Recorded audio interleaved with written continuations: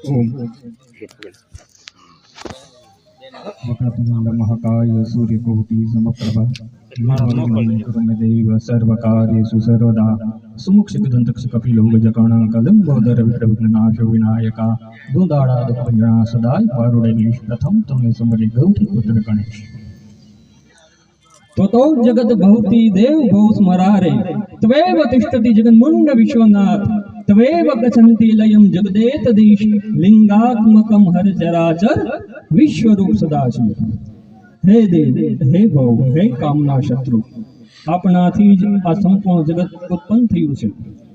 तथा संपूर्ण जगत आपनामां स्थिर छे अने आपनामां ज लय पामशे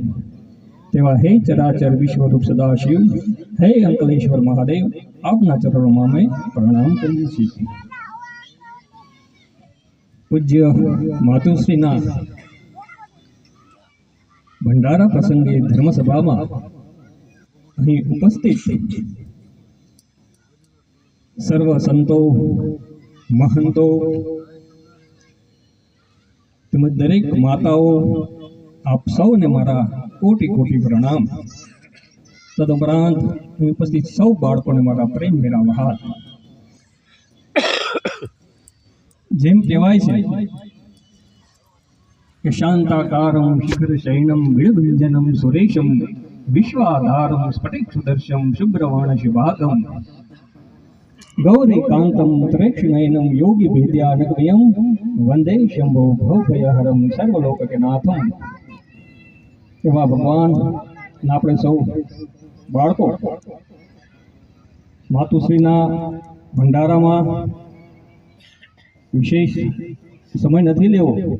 પણ જેમ કહેવાય છે કે ધર્મની સભામાં થોડીક જ ધર્મની વાત હોય લૌકિક વાત ન થાય એટલા માટે કે આત્મતમ ગિરિજામતી સહચરા પ્રાણા शरीर गृहं पूजाते विषि भोग रचना निंद्रा समाधि स्थिति संसार प्रदयो प्रदक्षिणा स्तोत्र सर्ववाणी अर्थात आत्मा से एज परमात्मा से आ शरीर से एज गर्भगृह से अपने जे काई वाणी बोलीए छीए कि भगवान शिव की स्तुति से स्तोत्र सर्ववंदना आत्मतम गिरिजामती सहचरा प्राणा अपनी जे मती है एक गिरिजा है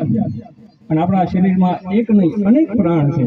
मुख्य 5 प्राण है प्राण अपान व्यान उदान समान आ सर्वे प्राण भगवान शिवना गणों है एटले आ मानस पूजा स्तोत्र में एक पंक्ति आ सुंदर है आत्मतम गिरिजामती सहचरा प्राणा शरीर गृहं पूजाते विषि भोग रचना जे काई आपणे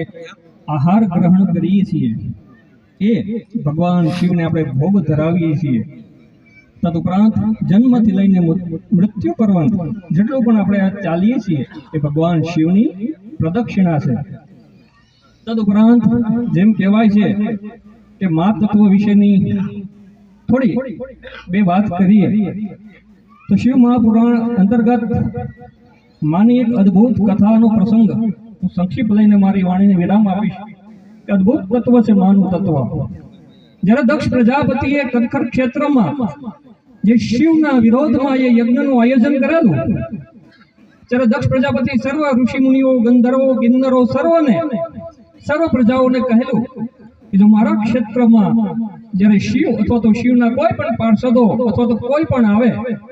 તો એને કોઈ માન મર્યાદા માન મોઢું દેવું નહીં। પણ આ દક્ષ પ્રજાપતિના યજ્ઞના સમાચાર સાંભળી માં સતીએ જ્યારે હઠ કરી કે પ્રભુ મને જવાની આજ્ઞા આપો અને મહાદેવે રોકવા છતાં પણ એમને જવાની આજ્ઞા આપી ત્યારે જેમ કહેવાય છે કે કંકર ક્ષેત્રમાં જ્યાં દક્ષ યજ્ઞ ચાલી રહ્યો હતો એ યજ્ઞ મંડપમાં જ્યારે દેવી સતી પગ મૂકે છે ત્યારે કોઈ પણ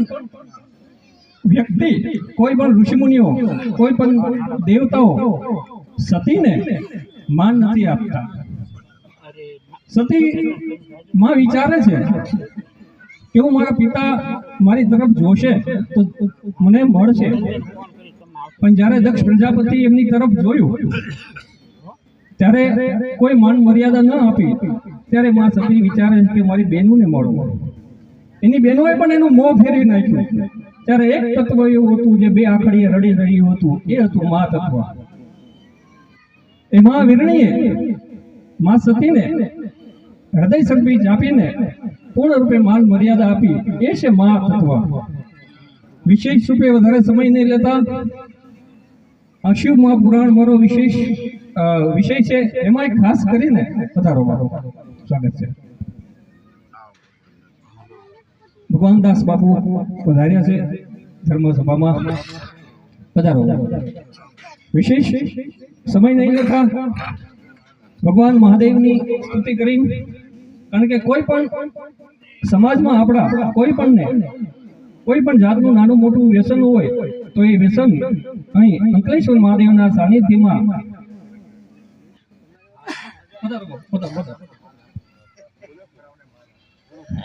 અંકલેશ્વર મહાદેવના સાનિધ્યમાં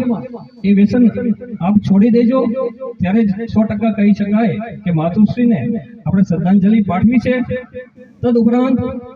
કે હે નાગેન્દ્ર હરાય ત્રિલોચનાય ભસ્માંગરાગાય મહેશ્વરાય નિત્યાશુદાય દિગંબરાય તસ્મૈ ન કરાય નમઃ શિવાય મંદાકિની સલિલ ચંદન ચર્ચિતાય નંદીશ્વર પ્રમથનાથ મહેશ્વરાય મંદાર પુષ્પ બહુ પુષ્પ સુપૂજિતાય તસ્મૈ મ કરાય નમઃ શિવાય શિવાય ગૌરે વૃંદમ વૃંદાય સૂર્યાય દક્ષ યજ્ઞ વિનાશકાય શ્રી નીલકંઠાય વૃષભધ્વજાય તસ્મૈ શિખરાય નમઃ. એની પણ